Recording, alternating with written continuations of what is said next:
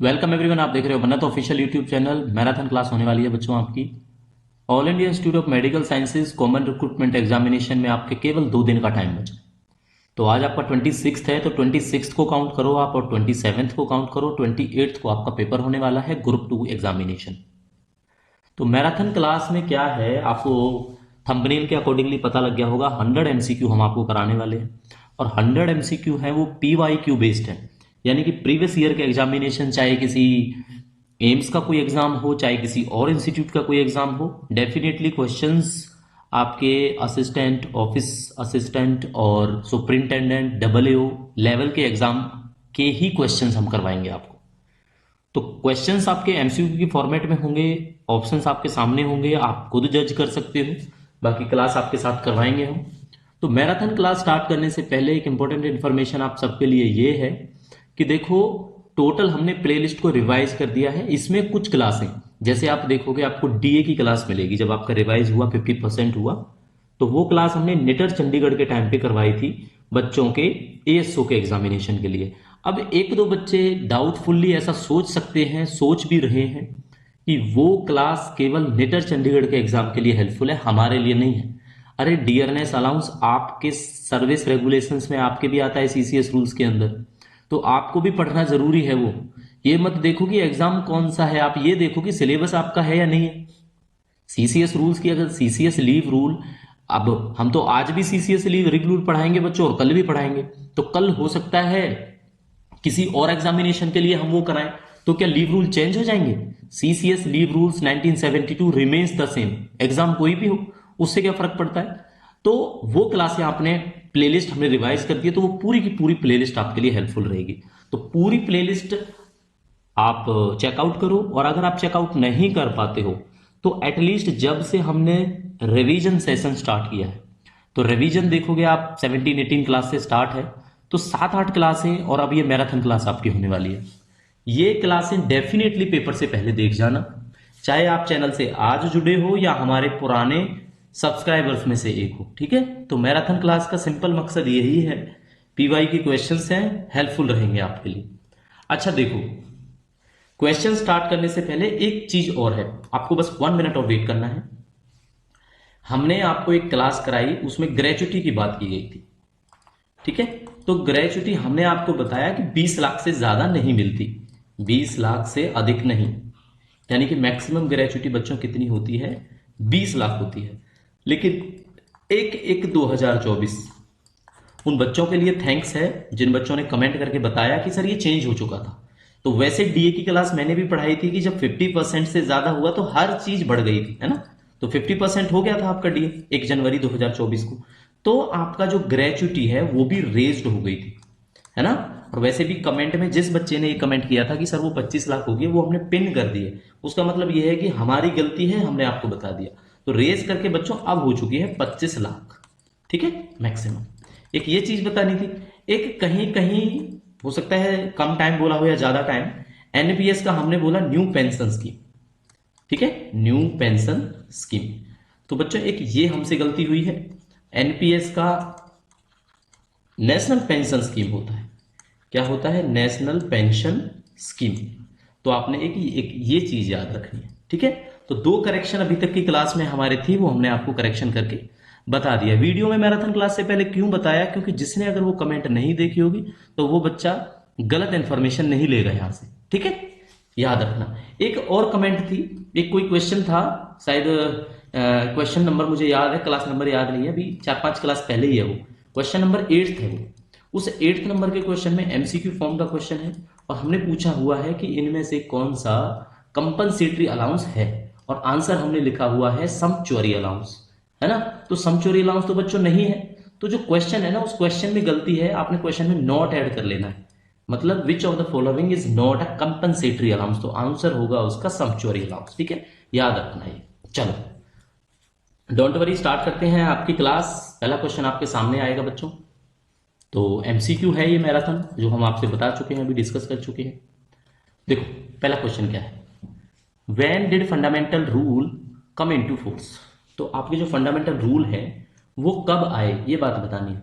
1/1/1922 को आए, 1/1/1964, 1/1/1965, 1/6/1972। तो आपने बताना है इनमें से कब आए। तो बच्चों कब आए ये आपके आए, एक मिनट हाईलाइटर ऑन कर लेते हैं, आप केवल हाईलाइटर की शायद जरूरत पड़ेगी हमें।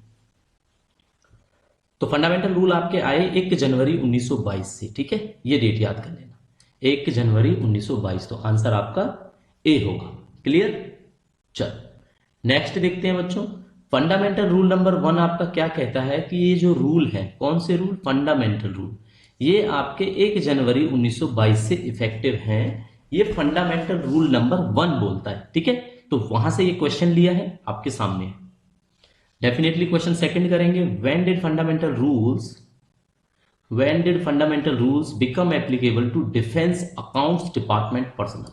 देखो 1/1/1922 को ये आ जाते हैं, उस टाइम पे सिविलियंस के लिए तो अलाउड है ये, लेकिन डिफेंस अकाउंट के डिपार्टमेंट के लिए अलाउड नहीं थे, यानी एप्लीकेबल नहीं थे। तो कब से एप्लीकेबल हुए आपने वो चीज बतानी है हमें।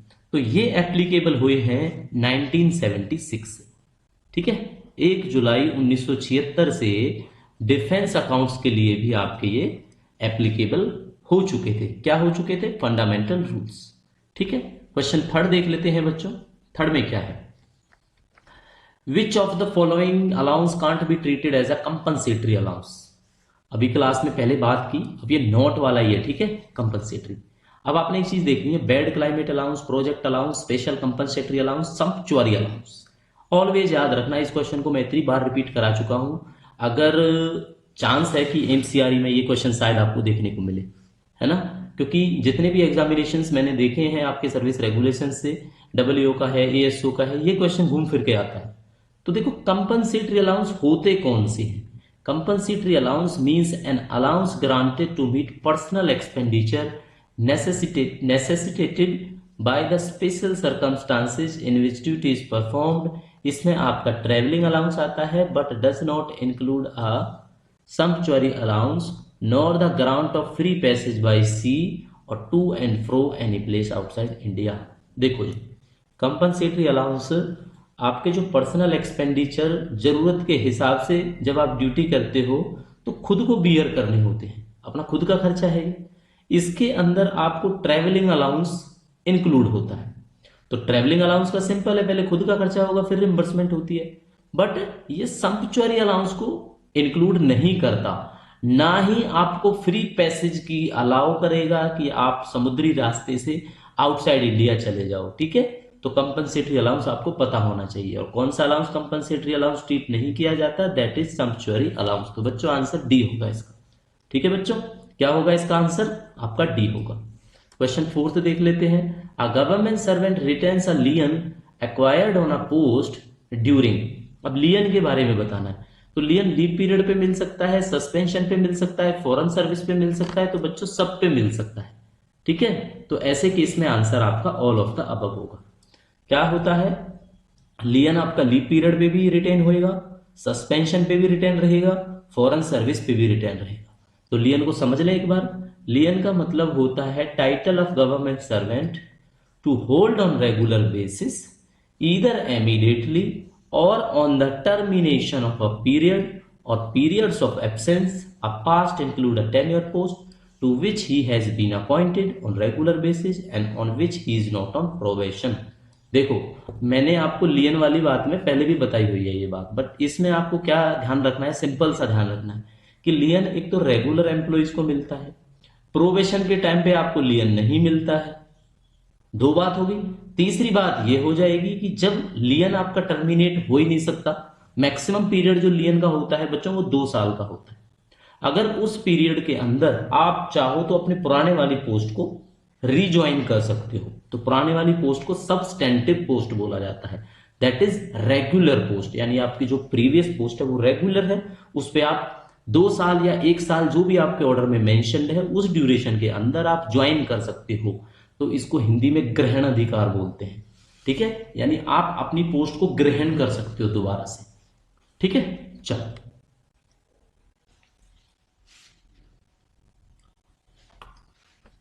क्वेश्चन नंबर 5 देख लेते हैं बच्चों। Foreign service means service in which a government servant receives his pay with the sanction of the government from.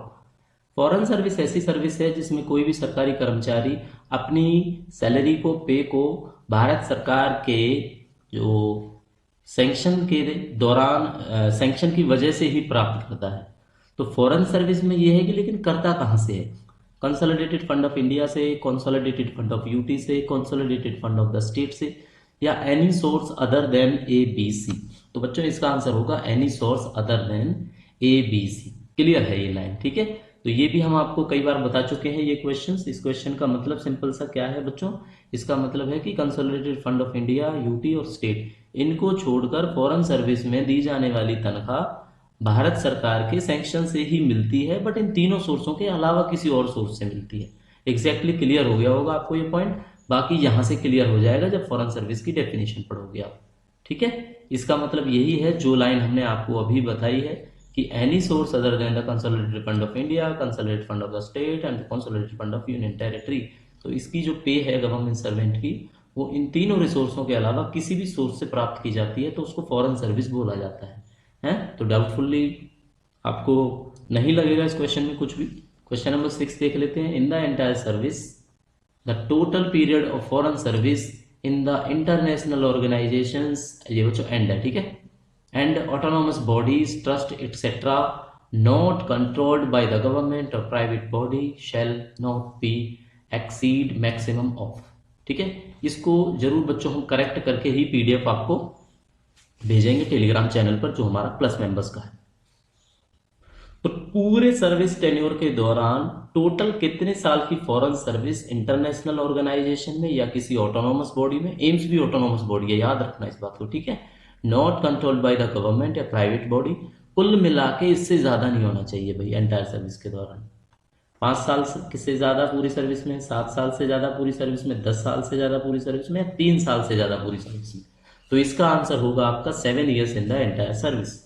ठीक है, क्या होता है अपने सर्विस टेन्योर के दौरान 7 साल से ज्यादा कोई भी गवर्नमेंट सर्वेंट को फॉरेन सर्विस में सर्व करने नहीं दिया जाता है, यानी maximum tenure to be served in foreign service by a government servant is 7 years. तो 7 साल होगा इसका आंसर। क्वेश्चन नंबर 7 देख लेते हैं। Maximum limit on the sum of basic pay and NPA. ये हमने जब आपको ये करवाया था एनपीए के बारे में बताया कि नॉन प्रैक्टिसाइजिंग अलाउंस है जो आपका डॉ क्लिनिकल एम्प्लॉयज को मिलता है, डॉक्टर्स को मिलता है, ताकि वो प्राइवेट प्रैक्टिस ना करें, है ना। तो उसमें कंडीशन थी कि बेसिक पे और एनपीए मिला के इससे ज्यादा नहीं होना चाहिए, है। तो ये है बच्चों 25 लाख, थोड़ी ये ज्यादा हो गया, वैसे तो लिखना 2.5 लाख चाहा था, कोई बात नहीं, ये 2.5 लाख समझो या 25 लाख समझो, कोई फर्क नहीं पड़ता। ये 2 लाख है, ये आपका 2,37,000 है, या कोई लिमिट नहीं है।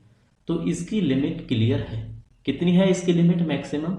वो होती है बच्चों 2,37,500, यानी कि सी है जो आपका आंसर राइट हो जाएगा। ठीक है, कितना हो जाएगा? 2,37,500। क्लियर? चलो, 2,37,500 से ज्यादा बेसिक पे प्लस एनपीए आपका नहीं हो सकता। क्वेश्चन नंबर 8 देख लेते हैं। Identify the allowances which was not एबोलिश्ड by 7th CPC.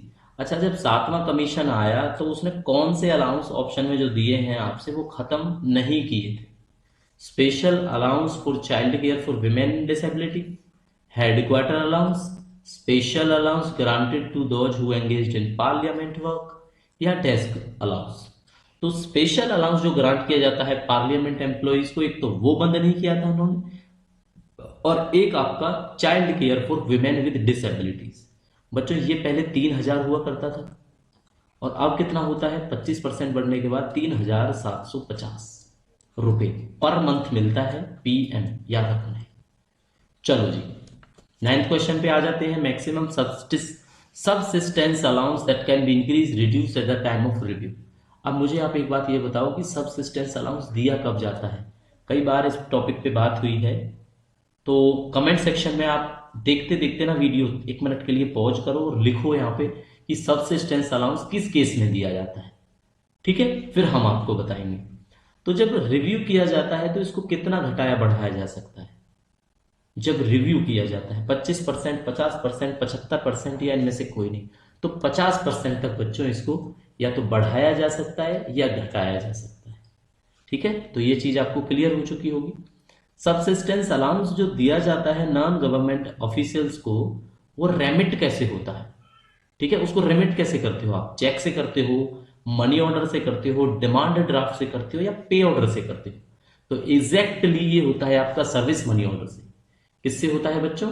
Service money order से होता है, ना चेक से होता, ना डीडी से होता, ना पीओ से होता।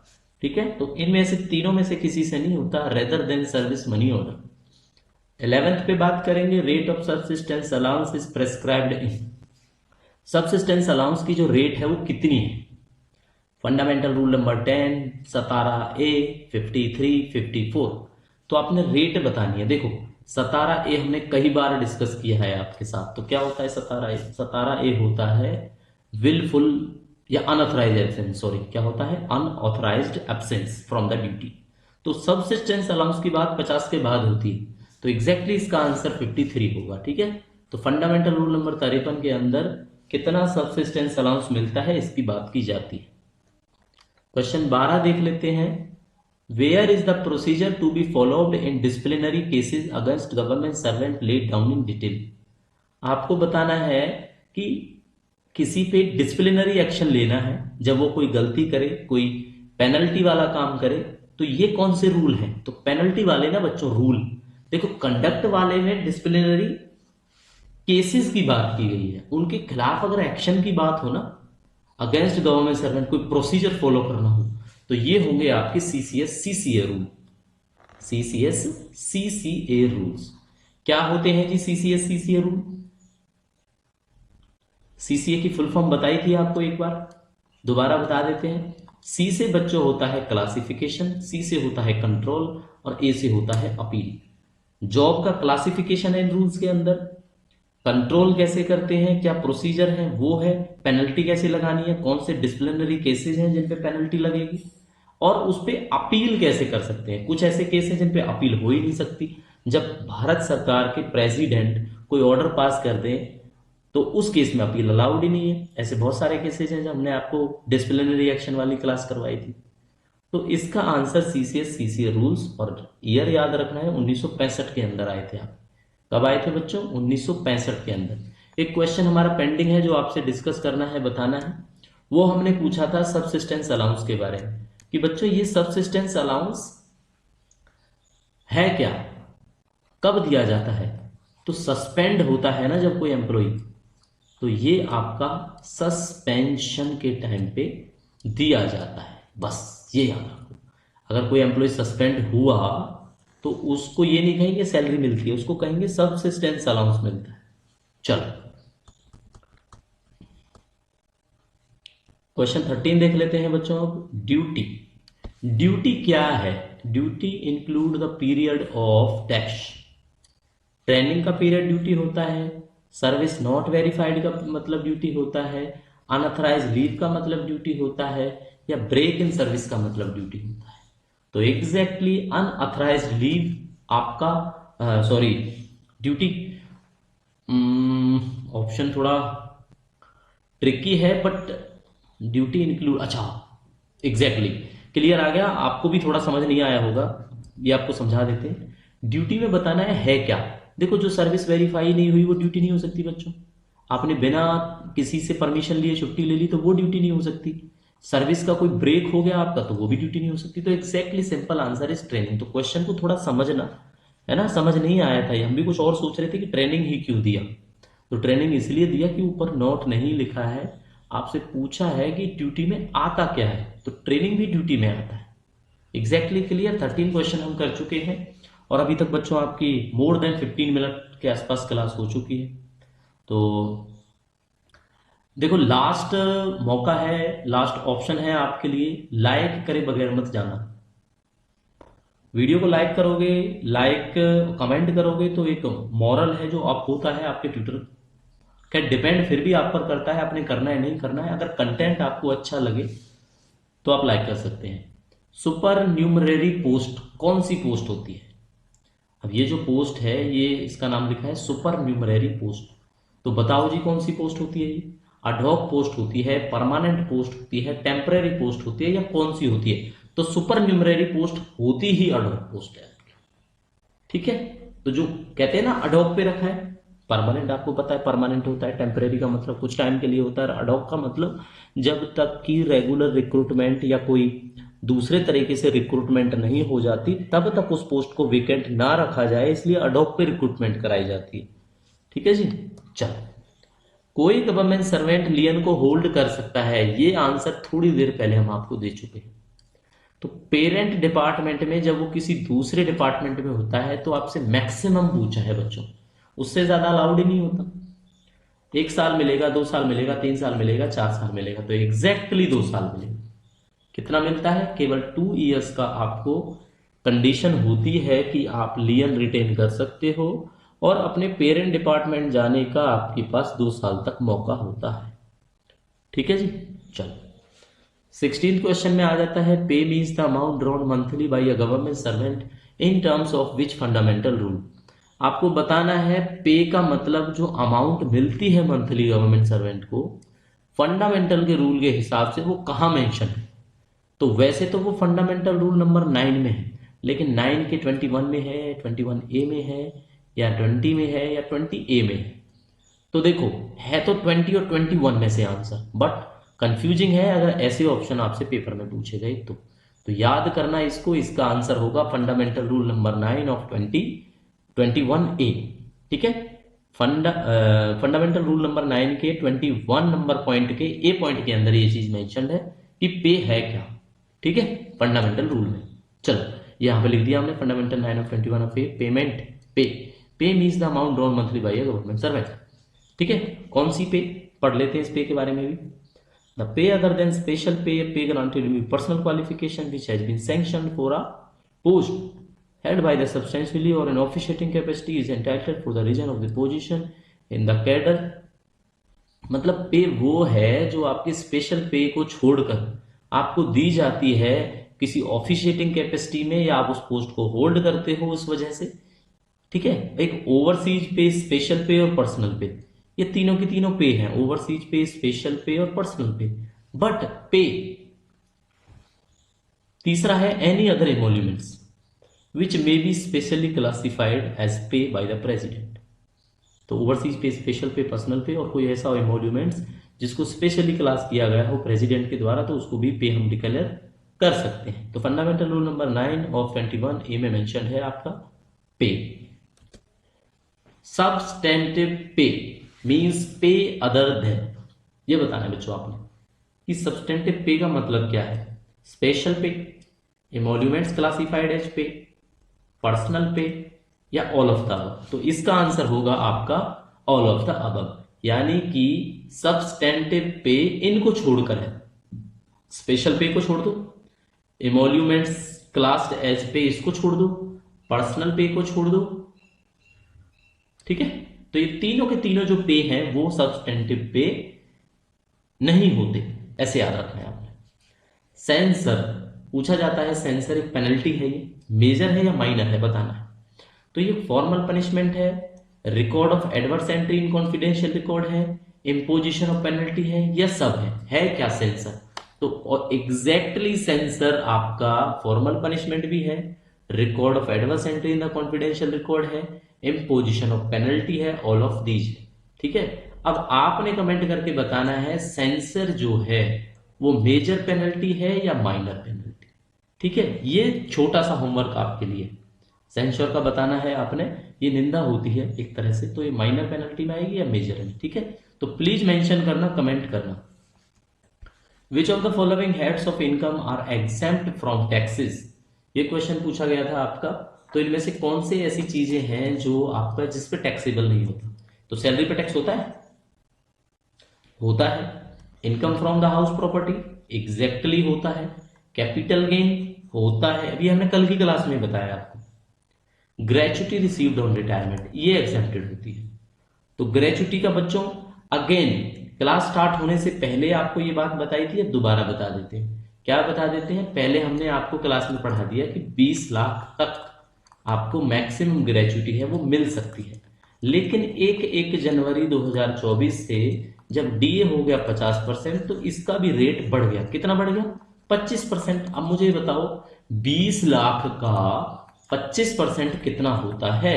तो एग्जैक्टली 1/4 होता है, यानी कि 5 लाख होता है। तो टोटल ग्रेचुटी अब आपकी 20 लाख प्लस में 5 लाख यानी कि 25 लाख हो चुकी है, जो हमने आपको अभी बताया। तो अब ग्रेचुटी कितनी हो गई है? 25 लाख है आपकी। चलो याद रखना, 20 लाख मत याद रखना। Earned leave can be combined with, बहुत अच्छा क्वेश्चन है, करवाना जरूरी है, दूसरा ट्रिकी मेथड भी है। तो सारे ऑप्शन पढ़ लो आप, ए में क्या है, बी में क्या है, सी में क्या है, डी में क्या है, और आंसर एक ही बारी में हम देंगे। ठीक है, एक ही बारी में कैसे देंगे, देखो, casual leave, casual leave, casual leave, जहां जहां कैजुअल लीव है ना मेरे बच्चों, वो नहीं आएगा, तो आंसर फटाक से ए हो गया इसका। अब ए कैसे हुआ आपको भी समझा देते हैं। ईएल का बस एक ही चीज याद रखना कि ईएल सीएल के साथ क्लब नहीं हो सकती। क्या याद रखना है आपने, ईएल जो है आपकी वो कैजुअल लीव के साथ में क्लब नहीं हो सकती, इसीलिए आंसर को हमने यूपीएससी के तरीके से ढूंढ लिया। यूपीएससी में क्या होता है, यूपीएससी में यही होता है, आपको पता हो या ना पता हो, या जितना पता हो उस हिसाब से आपने ऑप्शन एलिमिनेशन करना है। तो हमने भी casual leave, casual leave, casual leave देखा और तीन ऑप्शंस को हटा दिया, तो आंसर एग्जैक्टली ये बचा हमारा। तो अर्न्ड लीव आपकी सिक लीव के साथ कंबाइंड हो जाएगी, हाफ पे लीव के साथ हो जाएगी, मैटरनिटी के साथ हो जाएगी, पैटर्निटी के साथ हो जाएगी, बट सीएल के साथ नहीं होगी।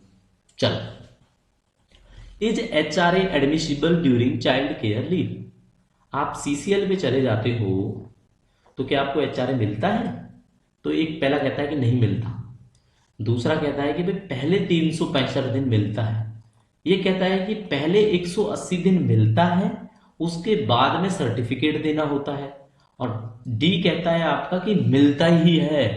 तो एग्जैक्टली आंसर है कि मिलता ही है, यानी कि admissible during child care leave. तो ऐसा नहीं होगा कि चाइल्ड केयर लीव के टाइम पे आपका एचआरए बंद कर दिया जाएगा। ठीक है बच्चों, 21 क्वेश्चंस अभी तक करा चुके हैं। नेक्स्ट क्वेश्चन की तरफ चलते हैं। क्वेश्चन नंबर देख लेते हैं बच्चों 22, what is the minimum amount of family pension after the 7 CPC। आपने बताना है कि 7वें कमीशन के बाद मिनिमम कम से कम कितनी है जो फैमिली को पेंशन मिल सकती है। पेंशन और फैमिली पेंशन में फर्क है, ठीक है, पेंशन आपको मिलती है, फैमिली पेंशन आपके परिवार को मिलती है जो नॉमिनी होता है। क्लियर बात है ये। तो मिनिमम क्या कंडीशन थी, तो मिनिमम आप देखो 10,000 थी, 7,000 थी, 3,500 थी या 9,000 थी। ठीक है, और ये इफेक्टिव इसी डेट से है, यानी 1 जनवरी 2016 से ही इफेक्टिव है। तो इसका आंसर होगा exactly minimum amount of family pension is 9,000 per month. 9,000 रुपये महीने कम से कम पेंशन बनेगी ही बनेगी। ठीक है, ये प्रोविजन आया था 1 जनवरी 2016 के बाद। ठीक है, चलो, A government servant was transferred from station A and relieved on 5/7। अच्छा, ये क्वेश्चन ना आपका जो हमने आपको कराया था जेटी ज्वाइनिंग टाइम, उससे है। किसी पर्सन का ट्रांसफर हो जाता है, 5 जुलाई को ट्रांसफर होता है और उन्होंने नए स्टेशन को ज्वाइन करना है, और दोनों स्टेशनों के बीच की दूरी 550 है। अब हमने आपको जो कंडीशन पढ़ाई थी वो अप टू 1000 किलोमीटर थी। ठीक है, अप टू 1000 किलोमीटर कितने दिन का जेटी मिलता है, 10 डेज का जेटी मिलता है। अब 10 डेज आप जोड़ के करोगे ना, आंसर आपका क्लियर आ जाएगा। 5 को आफ्टरनून में वो बंदा रिलीव हो गया, तो 5 को तो आप समझो ही मत, 6 से शुरू होगा जेटी उनका।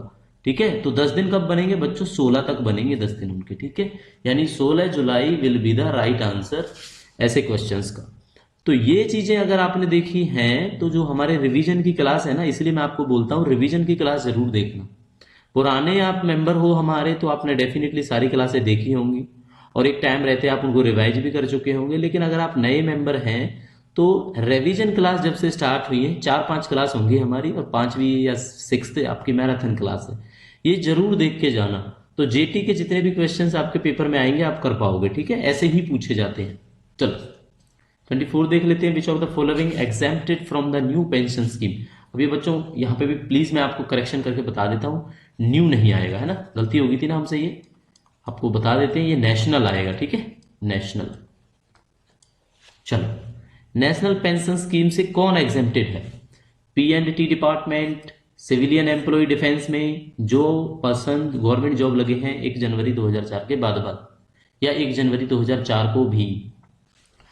तो कुछ नहीं सोचना आपने, आर्म्ड फोर्सेज जो हैं वो आपके एनपीएस में नहीं आती। ठीक है, पेंशन मिलती है उनको, एनपीएस नहीं मिलता।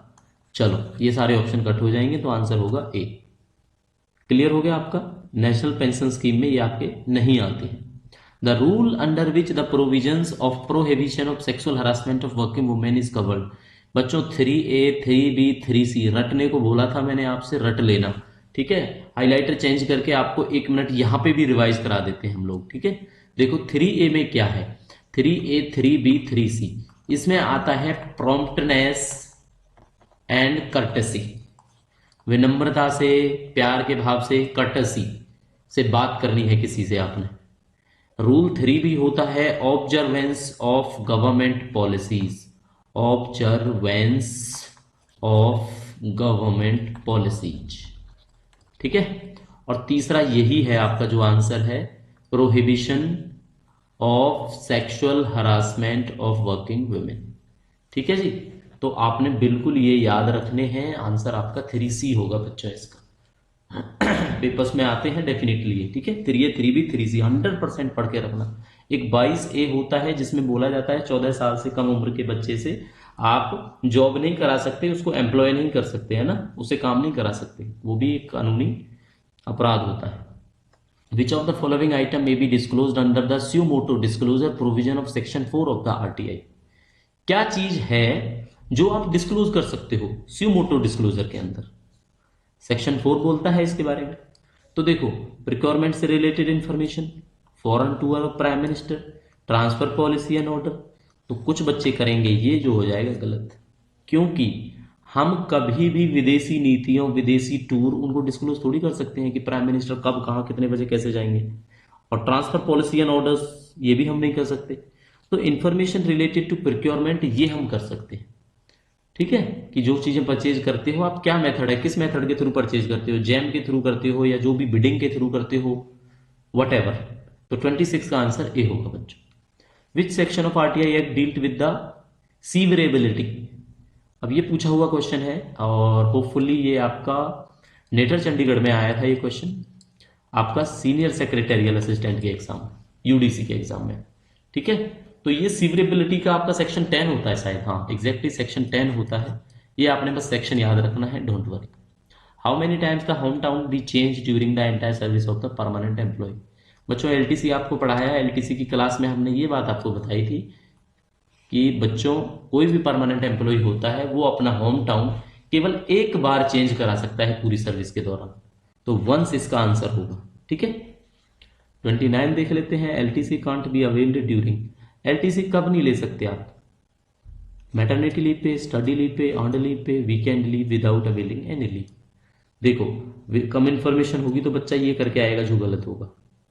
ये सबको पता ही है कि EL लेके चाहते हैं, मैटरनिटी लीव किसी के साथ भी क्लब हो जाती है, बट बिना लीव लिए बच्चे आप LTC नहीं जा सकते। वीकेंड है, जैसे मान लो आप कहो सैटरडे की ड्यूटी करी मैंने और संडे की छुट्टी ले लेता हूं, जो होती ही है, विदाउट एनी लीव है संडे, और मंडे को आप ड्यूटी ज्वाइन कर लो और कह दो मैंने LTC अवेल कर लिया, तो ऐसे नहीं मिलता है LTC। चलो आंसर डी हो जाएगा आपका। LTC is allowed to the government servant while study leave. ये बात तो अगर आप ध्यान लगा के पढ़ रहे होंगे तो क्लियर होगी। एग्जैक्टली आपको पता है अलाउड होता है, ठीक है। अब अलाउड किस किस को होता है ये कौन बताएगा? ये आप कमेंट करके बताओ, 1 मिनट के बाद हम आपको बताएंगे, ठीक है, रिवर्स लाके इसी क्वेश्चन पर। Whether step parent are included in the definition of family. क्या स्टेप पेरेंट को डेफिनेशन में अलाउड किया जाता है? तो आपने पढ़ा तो नहीं होगा, ठीक है। या केवल स्टेप फादर को किया जाता है या स्टेप मदर को किया जाता है? बच्चों कोई भी हो, बस वो होली डिपेंडेंट होना चाहिए आप पे, अलाउड होता है, ठीक है।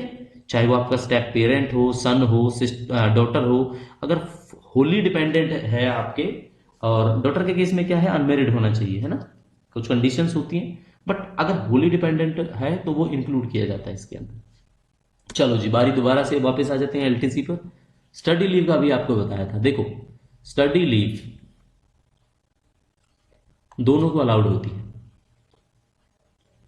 आज ये आपका चंडीगढ़ है और जॉब करते हो आप बेंगलोर, ठीक है।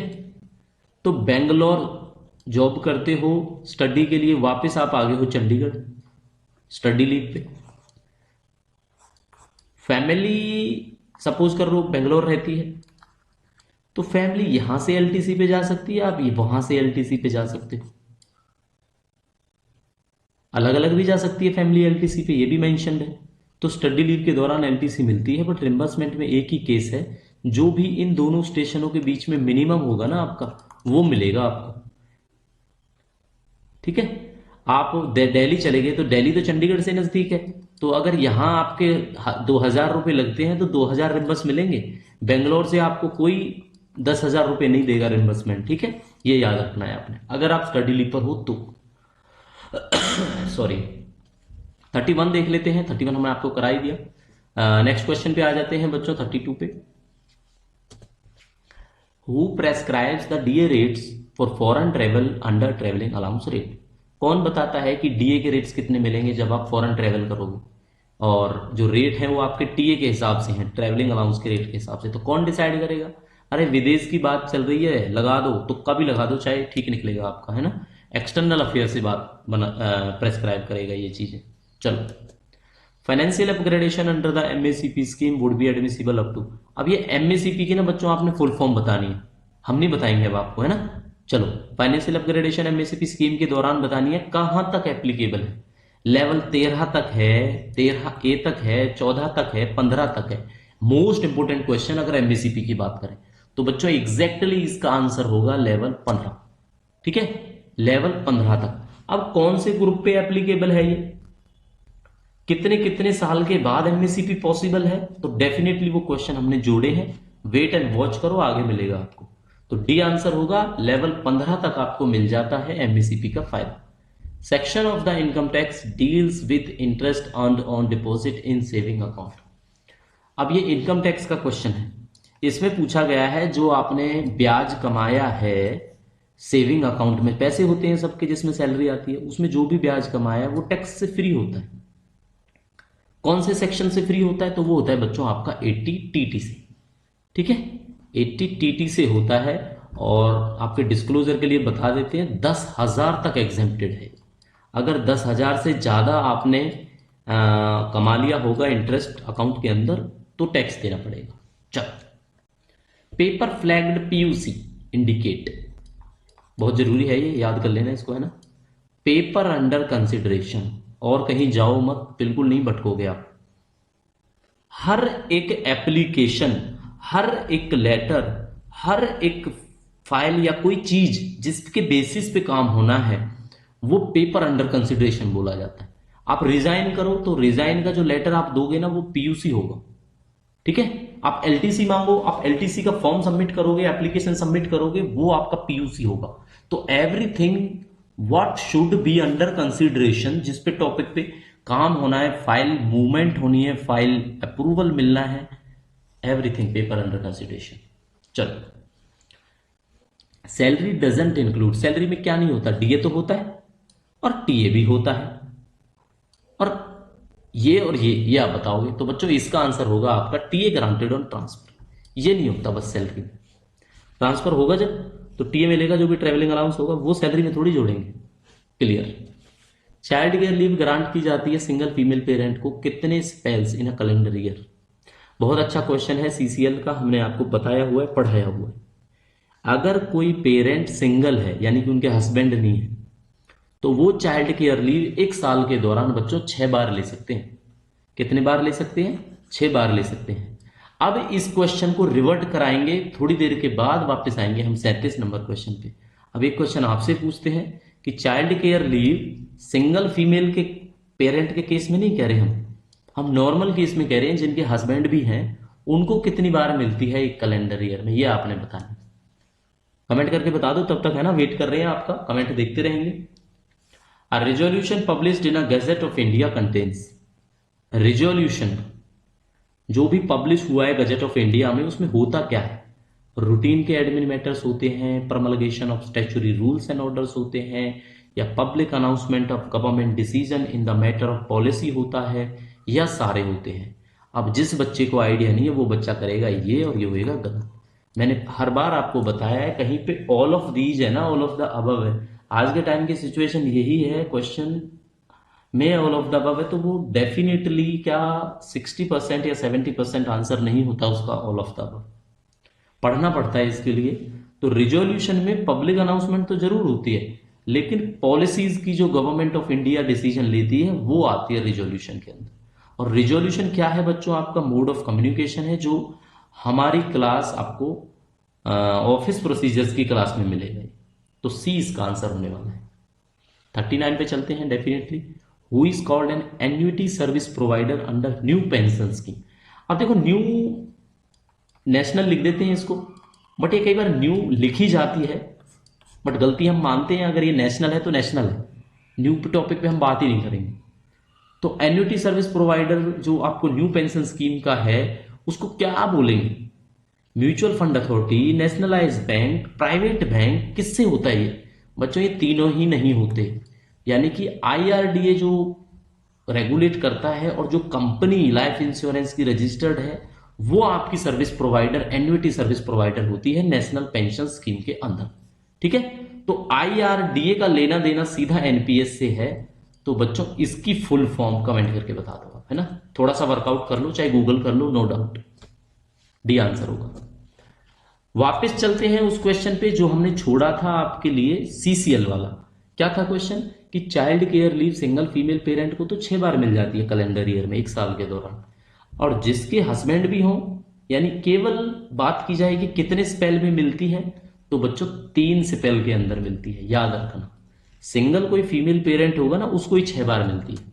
चलो, तो जिन बच्चों ने 3 कमेंट किया है उनका आंसर बिल्कुल ठीक है। On completion of 1 year, the fresh recruit can be allowed dash hometown LTC in each block of 4 year। 4 साल के ब्लॉक ईयर के अंदर 1 साल की सर्विस कंप्लीट करने के बाद फ्रेश रिक्रूटी जिसकी नई नई ज्वाइनिंग है, आप भी नई नई AO बनोगे, AA बनोगे, असिस्टेंट बनोगे, तो पहले जो 4 साल का ब्लॉक है उसमें कितने LTC ले सकते हो आप? साल में 2 बार में 1 बार, 2 साल में 1 बार, 3 साल में 1 बार, हर साल, या सारे ऑप्शन गलत हैं? तो बच्चों हर साल ले सकते हो। और इस बात का डिस्क्लोजर हम और कर देते हैं, 8 साल तक ऐसे ही चलेगा। जो भी फ्रेश रिक्रूटी होता है उसको 8 साल तक home town all India, home town all India, home town all India जैसे मर्जी लेते रहे। जैसे 3 साल home town, home town, home town, फिर ऑल इंडिया, फिर home town, home town, home town, फिर ऑल इंडिया, मतलब 8 साल तक उसको मिलना ही मिलना है LTC। चलो क्वेश्चन नेक्स्ट देखते हैं बच्चों। क्वेश्चन नंबर 41 में बच्चों आपने बताना है कि work related illness and injury leave के टाइम पर जो पे और अलाउंसेस दिए जाते हैं वो कितने दिए जाते हैं? तो 50% ऑफ द पे नहीं दिए जाते, फुल पे एंड अलाउंस नहीं दिए जाते, 50% पे एंड अलाउंस नहीं दिए जाते, तो ये भी नहीं होगा ऑब्वियसली। तो इसका आंसर होगा क्या? इसका आंसर होगा कोई government servant other than military officer, full pay and allowances for the 6 month immediately following hospitalization and half pay for 12 month beyond the said period of 6 month। कुल मिला के ये कि 6 महीने तक फुल पे एंड अलाउंसेस दिए जाएंगे बच्चों। उसके बाद जो नेक्स्ट 6 मंथ अगर हैं तो हाफ पे दी जाती है। ठीक है, तो क्लियर हो गया 41। बात करेंगे 42 की। LTC का कैरी ओवर अलाउड नहीं होता जो फ्रेश रिक्रूटमेंट वाले बच्चे होते हैं, गवर्नमेंट सर्वेंट होते हैं जो। ठीक है, कब तक नहीं होता उनको LTC का कैरी ओवर अलाउड? कब तक नहीं होता? 2 साल तक, 4 साल तक, 6 साल तक, या 8 साल तक? तो डेफिनेटली बच्चों इसका आंसर होगा आपका 8 ईयर्स, क्योंकि 8 साल तक कोई भी फ्रेश रिक्रूटमेंट वाला जो गवर्नमेंट सर्वेंट होता है वो कोई भी होम टाउन या ऑल इंडिया LTC हर 1 साल अवेल कर सकता है, अप टू 8 ईयर्स तक। क्लियर है ये बात? ठीक है। 43 में देखेंगे कि रिस्पॉन्सिबल कौन होता है जेम पोर्टल पर रजिस्ट्रेशन के लिए। तो आपने फुल फॉर्म कमेंट करनी है जेम की कमेंट बॉक्स में। तो बच्चों यहाँ पे प्राइमरी यूजर होगा या सेकेंडरी होगा या बायर होगा या कौन सा होगा? ऑल ऑफ द अबव, इसके अकॉर्डिंगली आपने बताना है। तो इसका डेफिनेटली आपका आंसर होगा प्राइमरी यूजर। ठीक है, primary user is responsible for registering an organisation on GeM portal. All government servant are required to file their annual property return. एक एनुअल प्रॉपर्टी रिटर्न जो भरा जाता है, ये अपार मत समझना, अपार अलग चीज होती है। वो एनुअल, वो आपका अप्रेजल परफॉर्मेंस का अप्रेजल होता है गवर्नमेंट सर्वेंट का। ठीक है, और APR जो होती है वो एनुअल प्रॉपर्टी रिटर्न होता है। तो 31 मार्च तक भरना होता है, या 31 जनवरी तक, या 1 मार्च तक, या 1 अप्रैल तक। तो बच्चों इसका डेफिनेटली आपका आंसर होगा 31 जनवरी। तो लास्ट डेट इसकी क्या होती है? 31 जनवरी होती है। चलो जी 45 देख लेते हैं। टाइम लिमिट बतानी है आपको। अगर कोई सेक्सुअल हरासमेंट, ये दोबारा मैं आपको फिर समझाऊंगा, 3C के अंदर आता है, CCS कंडक्ट रूल्स 1964 के अंदर 3C, ठीक है। अब कोई कंप्लेंट अगर हो जाती है, जो भी इंक्वायरी कर रहे हैं ऑफिसर, ठीक है, तो जब से वो अपॉइंट हुए तो कितने दिन के अंदर अंदर उन्होंने ये इंक्वायरी कंप्लीट करनी होती है। तो 3 महीने के अंदर कंप्लीट करनी होती है। आंसर होगा बच्चों 90 डेज, ठीक है। What is the time limit to complete the inquiry of a sexual harassment. यहाँ पे क्वेश्चन शायद अधूरा ना रह जाए, ये याद रखना आप कि उनकी जो अपॉइंटमेंट की डेट है ना, जब से उन्होंने इंक्वायरी स्टार्ट की तब से 3 महीने के अंदर। Which of the following act doesn't amount to misconduct as per CCS conduct 2। तो कौन सा ऐसा काम है जो मिसकंडक्ट में नहीं आता, ठीक है। हैबिचुअल लेट करना ऑब्वियसली मिसकंडक्ट में आता है। कन्विक्शन बाय क्रिमिनल कोर्ट, ये भी आपका जो मिसकंडक्ट में ही आएगा, है ना। कोई एक्ट या conduct of employ such that the master can't rely on the faithfulness of the employ.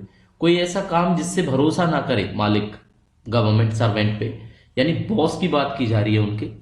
या फोर्थ में आएगा मेंटेन पॉलिटिकल न्यूट्रलिटी, तो ये पॉजिटिव चीज है, तो यही इसका आंसर होगा। तो पॉजिटिव न्यूट्रलिटी बना के रखनी होती है।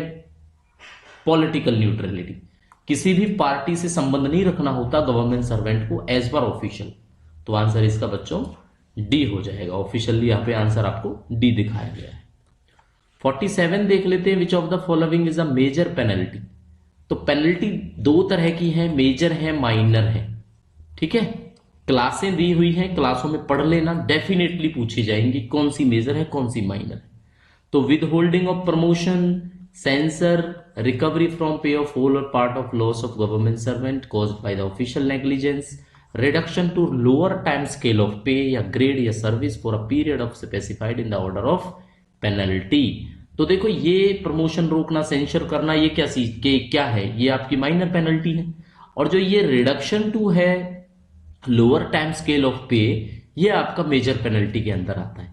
ये याद रखना, किसी का ग्रेड पे अगर आप लोअर टाइम स्केल के हिसाब से कर दोगे, रिड्यूस कर दोगे उसको, तो मेजर पेनल्टी में काउंट होगा।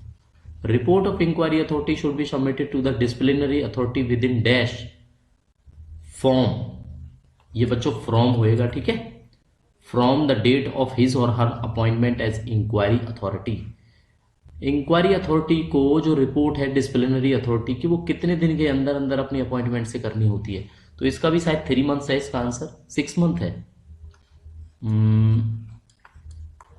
बच्चों आप ये चेक करना, वैसे 6 मंथ। ये अब कंफ्यूजन इस वजह से है, जो विमेन हरासमेंट है उसमें भी शायद 90 डेज के अंदर अंदर रिपोर्ट सबमिट करनी है।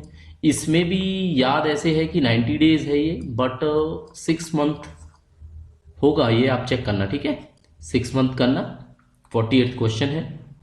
चलो, amount of advance can be taken in leave travel concession, यानी कि LTC की फुल फॉर्म आपके सामने है।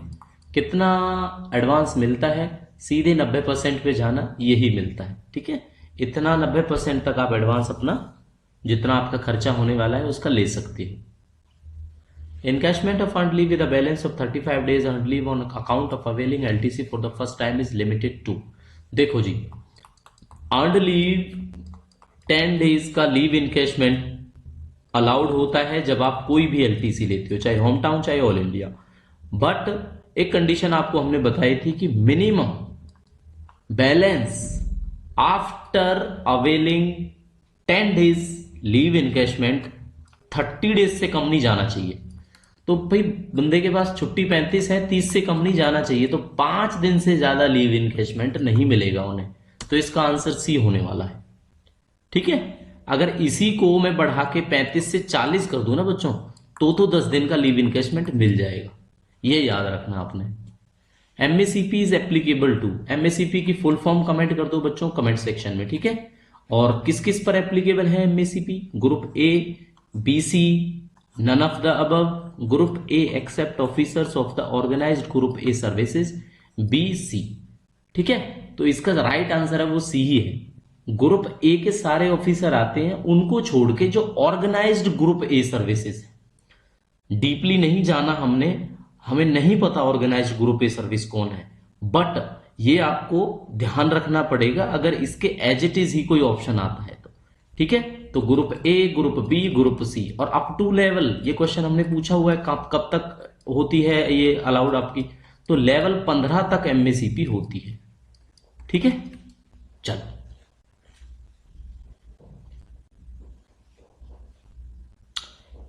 समझ में आता है ना एमएससीपी की फुल फॉर्म क्या है?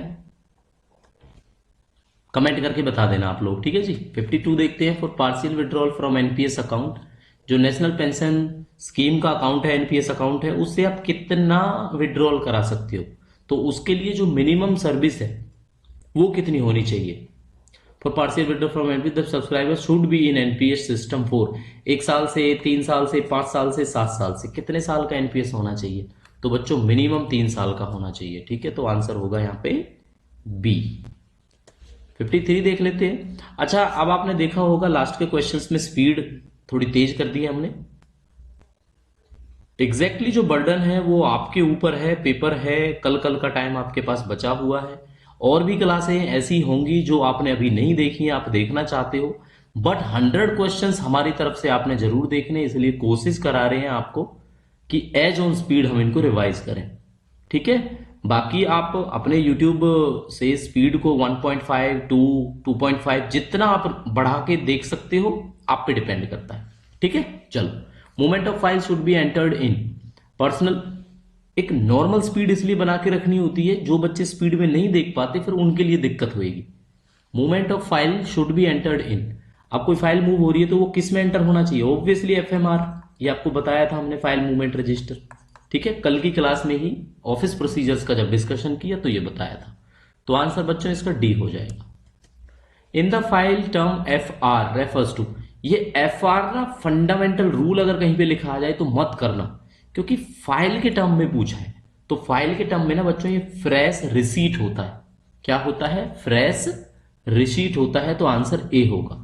एक ये फुल फॉर्म होती है, एक पीयूसी की पूछी जाती है जो हमने आपको बताई हुई थी, आप दोबारा कमेंट कर सकते हो। चलो बता देते हैं, ये होता है बच्चों आपका पेपर अंडर कंसिडरेशन। ठीक है, याद रखना जहां तक हमें पॉसिबिलिटी है, F R, fresh receipt, PUC, ठीक है, सेंट्रल रजिस्ट्री, इनमें से चांसेस है कि आपकी फुल फॉर्म, जैम की फुल फॉर्म, एनपीएस की फुल फॉर्म, एमएससीपी की फुल फॉर्म, इनमें से एक जरूर आपसे पूछी जाएगी। चलो, the account of union government shall be kept in such form as the president may on the advice of dash MACP is applicable to। अब ये बच्चों थोड़ा सा गलत हो गया है ना, क्वेश्चन ही गलत हो गया।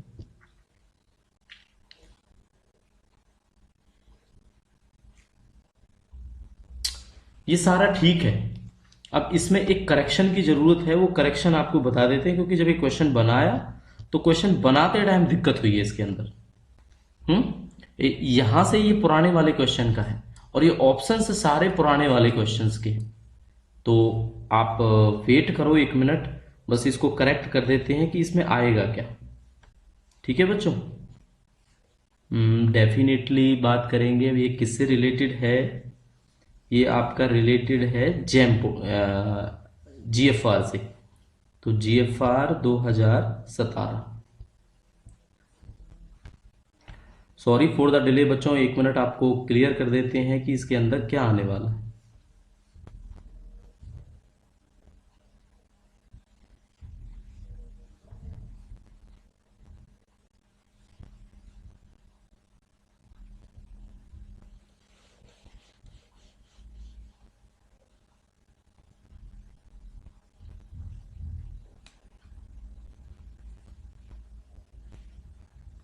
अब प्लीज 1 मिनट वेट करो, 1 मिनट आपको बताते हैं इसके अंदर क्या आने वाला है।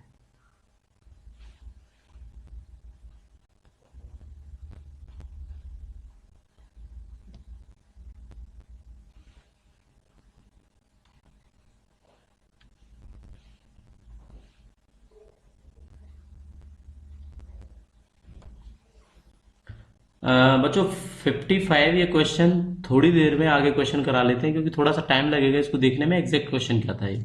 चलो 56 देख लेते हैं, इसको कराएंगे, 55 को याद रहेगा। पीएसएम्स की फुल फॉर्म क्या है?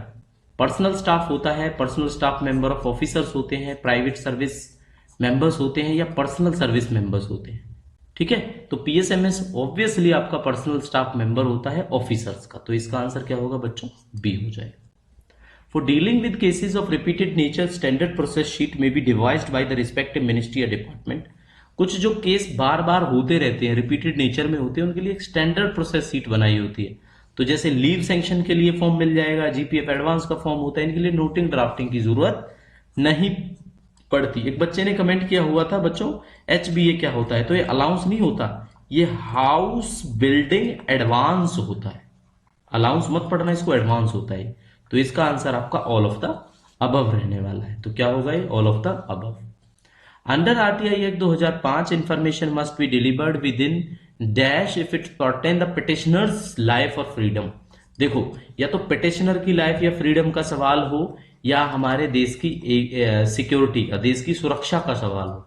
ठीक है, तो ऐसे केसों में चलो ये थोड़ा ज्यादा मत करो इसको इंक्लूड।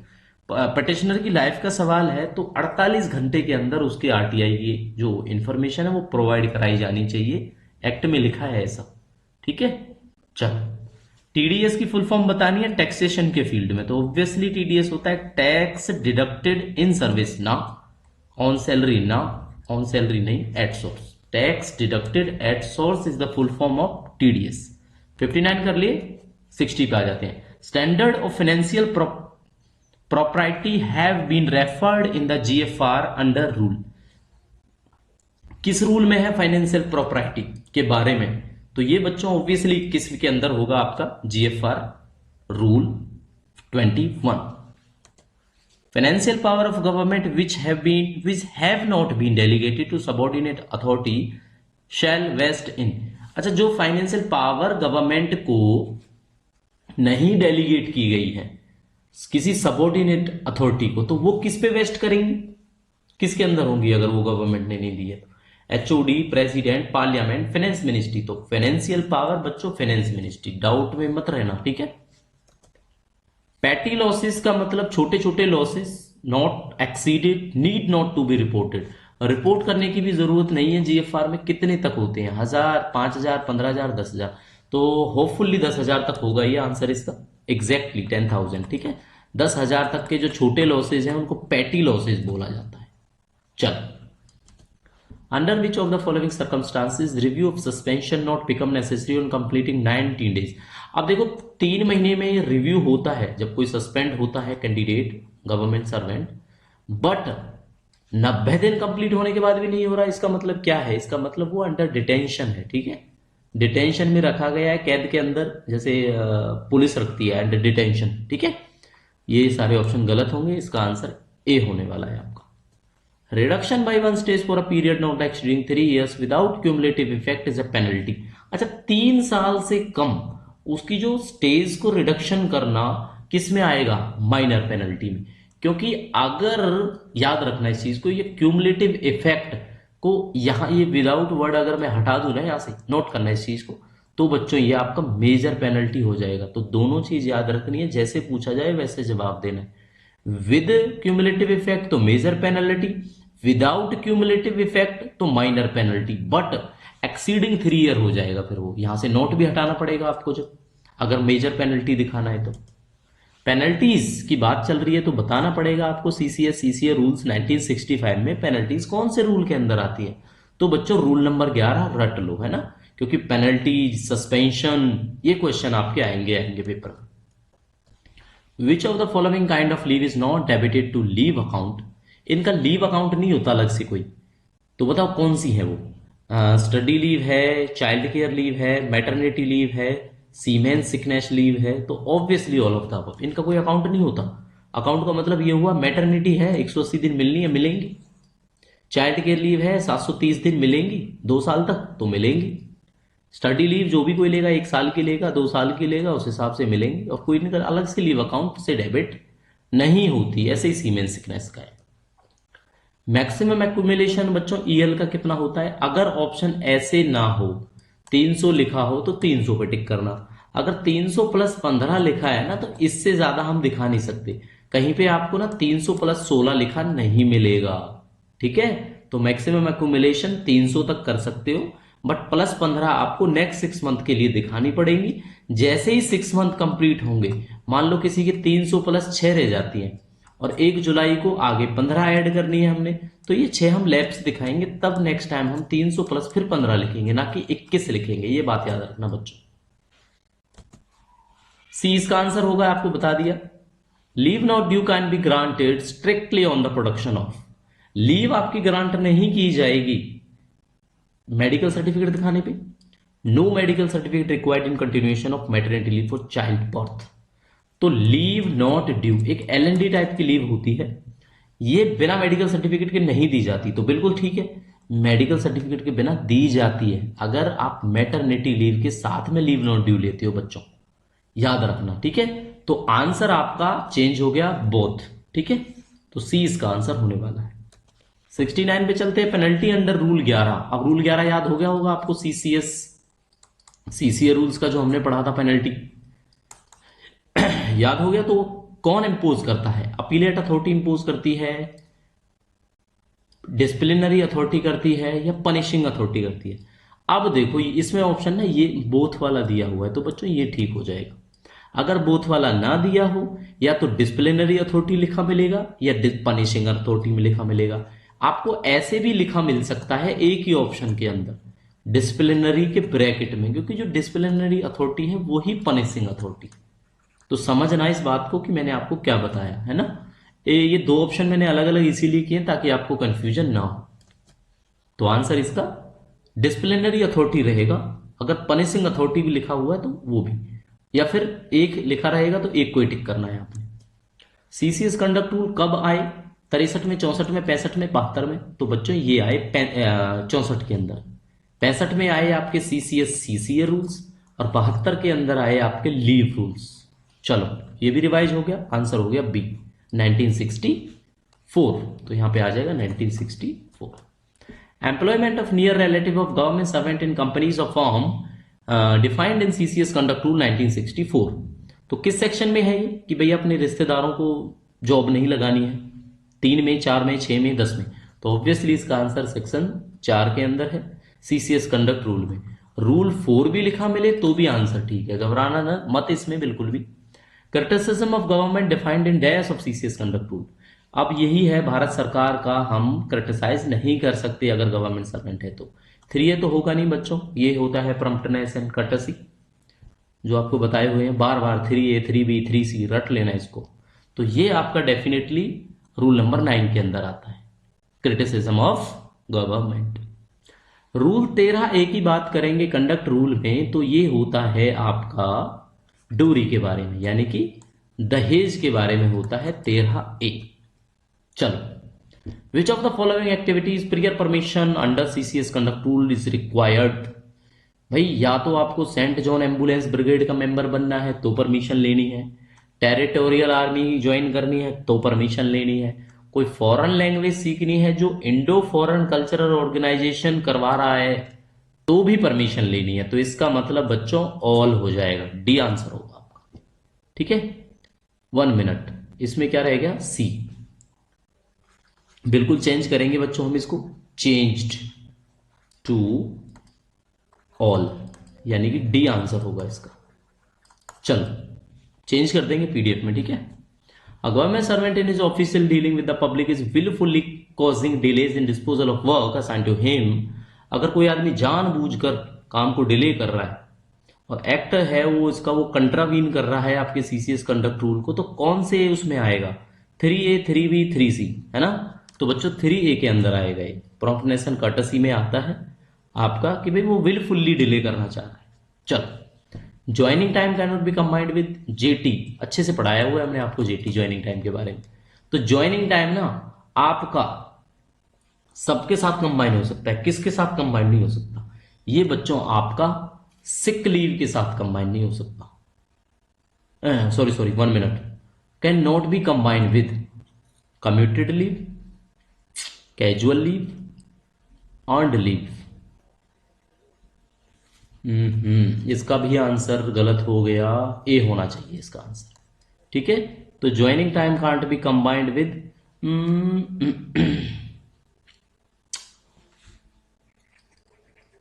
क्वेश्चन 55 और क्वेश्चन 76 बच्चों थोड़े टाइम के बाद डिस्कस करते हैं, नोट कर लेते हैं इसको। क्वेश्चन 55 रह गया हमारा और 76 रह गया, अभी इसको होल्ड पे रहने दो।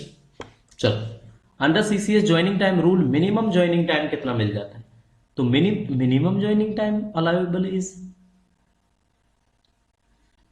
Minimum joining time allowable in case of air travel.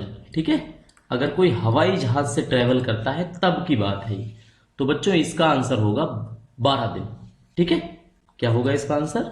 12 दिन होगा। तो और वैसे मिनिमम ज्वाइनिंग टाइम ना बच्चों 1 डे का होता है। CCL can be availed if the age of child is less than this year. CCL आप ले सकते हो अगर बच्चे की उम्र किससे कम है? 18 साल से कम है तो, क्योंकि 18 साल के बाद सीसीएल नहीं मिलती, चाहे अकाउंट में बची हो या ना बची हो। सब्सक्रिप्शन ऑफ पीएफ, कोई भी प्रोविडेंट फंड है, वो फंडामेंटल रूल के अंदर मेंशन्ड है। तो आपने बताना है किस में आता है, 16 में आता है, 18 में आता है, 20 में आता है। ये तो अनऑथराइज एब्सेंस है, बहुत बार रिपीट कराया है आपको। तो इसका आंसर जो होगा वो 16 होगा। ठीक है, कौन से रूल में मेंशन्ड है आपका? फंडामेंटल रूल नंबर 16 के अंदर प्रोविडेंट फंड की बात की जाती है। सीसीएस पेंशन रूल में बताना है आपको कि किस पर एप्लीकेबल है, जो अपॉइंटेड ऑन एंड बिफोर। तो क्या होगा बच्चों? 31 दिसंबर 2003 इसका आंसर होने वाला है। 31 दिसंबर 2003 से पहले या बाद में जो अपॉइंट हुआ है उस पर आपका 2021 का पेंशन रूल है वो अप्लाई होगा। सॉरी, बिफोर, बाद में नहीं। 31 दिसंबर 2003 को या 3 से पहले। माइनर की डेफिनेशन बतानी है आपने, सीसीएस पेंशन रूल में लिखा हुआ है। तो माइनर उसी को बोलेंगे जिसने 18 साल पूरे नहीं करे हैं। तो आंसर बच्चों डी होगा आपका। मिनिमम ईयर बतानी है कंटिन्यूस सर्विस की, जो आपको एलटीसी के लिए चाहिए। तो 1 साल की सर्विस होगी तो आपको एलटीसी मिल जाएगा। जीएफआर 2017 के हिसाब से रूल 154 डील करता है purchase of goods without quotation. तो value of goods up to, बहुत अच्छा क्वेश्चन है। रूल नंबर 154 रट लेना इस बात को। पहले बच्चों होता था 25,000।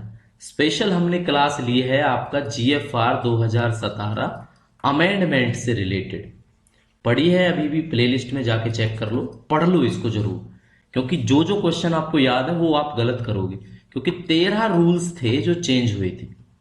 तो 25,000 की लिमिट पहले हुआ करती थी बच्चों, आज की डेट में ये बढ़ के 50,000 हो गया। तो विदाउट कोटेशन आप 50,000 तक की चीज खरीद सकते हो। चलो, लिमिटेड टेंडर इंक्वायरी रूल इसलिए लिखा है ताकि याद रहे, 162 नंबर है। उसमें कितने सप्लायर होने चाहिए? देखो, अब एक चीज बताऊंगा, आंसर इसका 4 है, 3, 2, 1 नहीं है। लेकिन किसी बच्चे ने 3 जरूर पढ़ा होगा। तो 3 का मतलब क्या है, समझो वहां पे 3 का मतलब क्या है। 3 का मतलब है वहां पे शुड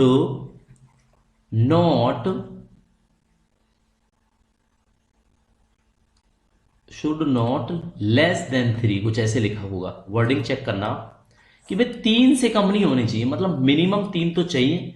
तो 3 से ज्यादा फिर 4 ही होएगा ना इसका आंसर। तो number of supplier limited tender inquiry में मिनिमम मतलब 3 से कम नहीं चलेगा। अब ये कंफ्यूजिंग है, 3 को हटाऊं या ना हटाऊं यहां से?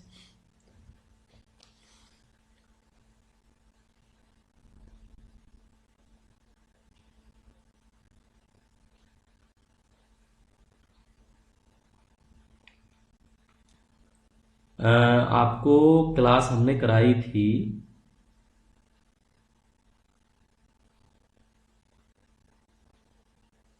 चलो ये आपको चेक करा ही देता हूं मैं।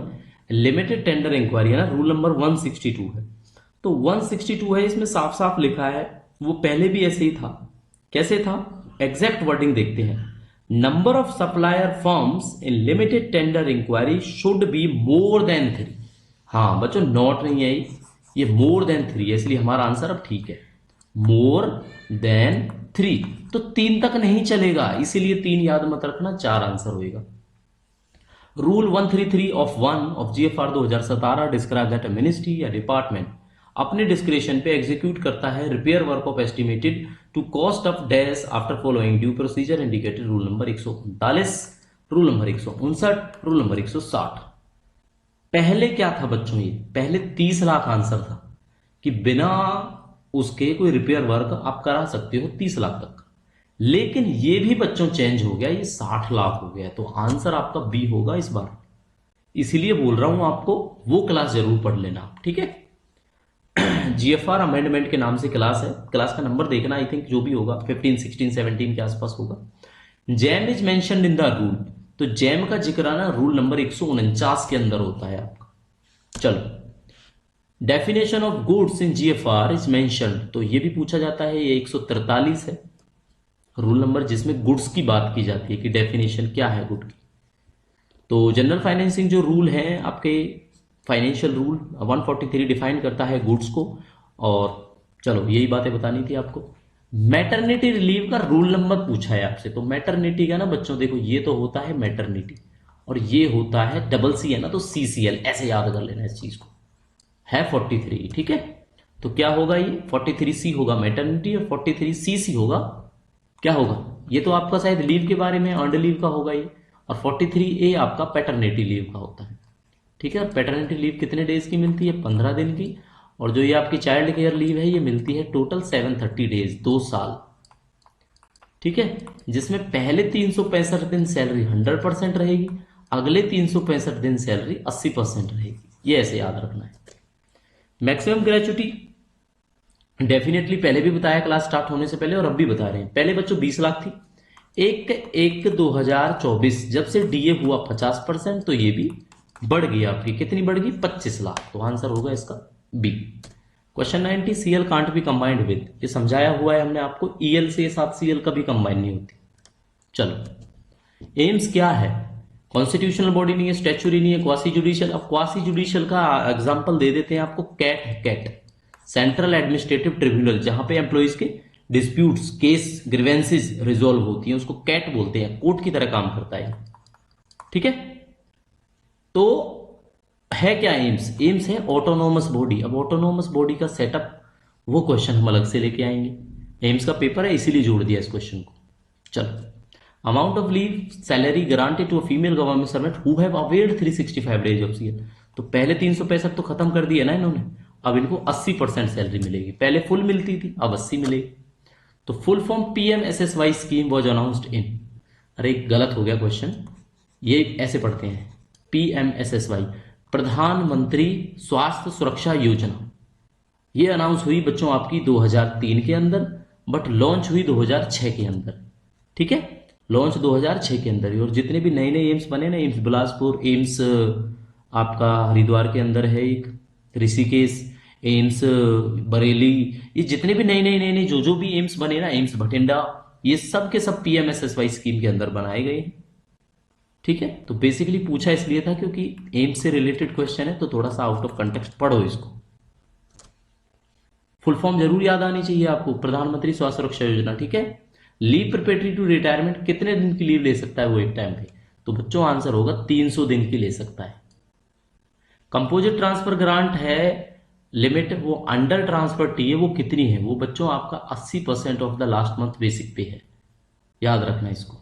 CCL एडमिसिबल कब है, पहले बच्चे पे, पहले गर्ल बच्चे पे, 3 बड़े बच्चों पे, 2 बड़े बच्चों पे, तो 2 बड़े सर्वाइविंग चिल्ड्रंस पे अलाउड होता है, डी इसका आंसर होगा।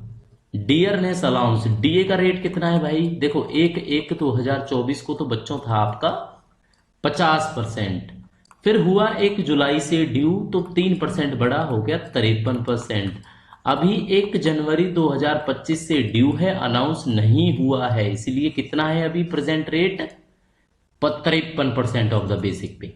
चलो, record of discussion is prepared immediately after the meeting, तो बनाते हैं उसको क्या बोलते हैं, मीटिंग के बाद में जो बनाते हैं, तो मिनट्स ऑफ मीटिंग बनते हैं, obviously answer C. Autonomous bodies को ऑटोनॉमी दी जाती है, किस रूल के हिसाब से दी जाती है, एक्ट ऑफ पार्लियामेंट ना, मेमोरेंडम ऑफ अंडरस्टैंडिंग ना, ये तो होगा नहीं क्योंकि ये है MOA बोलते हैं बच्चों इसको, मेमोरेंडा ऑफ एसोसिएशंस, ठीक है, ये याद रखना है। तो जो एम्स बनाए गए आपके, PGI चंडीगढ़ बनाया गया, IITs बनाई गई, जो जो वट एवर आप चेक कर लेना, IIT भी ऑटोनोमस है, वो सब मेमोरेंडा ऑफ एसोसिएशन से बनाए जाते हैं। लास्ट क्वेश्चन इस क्लास का, exemption from disclosure of information is mentioned in which section of the RTI act 2005। क्या होता है बच्चों, 2005 की जो RTI इंफॉर्मेशन है, इसमें से ए इंफॉर्मेशन जो नहीं दी जाती ना, वो किस सेक्शन के अंदर है, वो है आपका सेक्शन 8 के अंदर। सेक्शन 8 में ये लिखी गई है, मान लो कोई डीआरडीओ का पूछने लगे कितनी मिसाइलें हैं, कहाँ रखी हैं, क्या है, वट जो भी, तो ये देश की सुरक्षा का सवाल है, इसमें जवाब नहीं दे पाएंगे हम, इसलिए सेक्शन 8 का हवाला देते हुए आपकी आरटीआई को खत्म कर देंगे, हम डिस्क्लोज कर देंगे, ठीक है। डिस्पोज्ड ऑफ बोला जाता है, एग्जैक्टली टेक्निकल वर्ड। तो बच्चों अब क्या है मैसेज, एमसीआरई का एग्जाम है, परसों आपका एग्जाम होने वाला है, गुड फेथ के साथ जाओ, प्रिपरेशन आप करो, पुरानी क्लासेस देख पाओ तो देखो, नहीं देख पाओ तो मेरे कहने से जो रिवीजन क्लासेज है ना, लास्ट 4-5 रिवीजन क्लासेज हैं और ये मैराथन क्लास है, बिल्कुल देख के जाना, ठीक है। सर को याद करोगे कि कुछ क्वेश्चंस आए थे। तो best of luck to our aspirants of MCRE 2024। Exam होगा आपका AAO, जाओ असिस्टेंट, ऑफिस असिस्टेंट, और पता लगा है मुझे कि असिस्टेंट सिक्योरिटी ऑफिसर का सिलेबस भी सेम है, कोई एक अकाउंट ऑफिसर है उसका भी शायद सीसीएस रूल्स वगैरह पूछे गए हैं तो सेम है। तो सारे बच्चों को एडवांस में बेस्ट ऑफ लक, रिवाइज करो, प्रिपेयर करो, पेपर दे के आओ। मिलेंगे नेक्स्ट टाइम। क्लासें तो अब नहीं होंगी, आप रिवाइज करो पुरानी जो क्लासें हैं। तो बेस्ट ऑफ लक बच्चों, नेक्स्ट अपडेट के साथ मिलते हैं, तब तक के लिए thank you and see you.